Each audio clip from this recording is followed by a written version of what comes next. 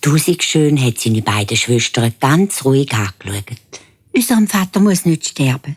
Ich gehe schon zu dem Ungeheuer, wenn es mit mir zufrieden ist. Der Vater hätte sich wehren, so viel er wollte. Das Tausendschön hat sich nicht davon abbringen lassen. Bevor aber das Tausendschön mit dem Vater zum Ungeheuer gegangen ist, haben sich die beiden bösen Schwestern verstohlen die Augen mit Zwiebeln eingerieben, dass ihnen Tränen runtergekugelt sind. Aber kaum sind sie allein gewesen, haben sie laut rausgelacht und gerufen: «Endlich sind wir die los, die Dummgans!» Hoffentlich schmeckt sie im Ungeheuer.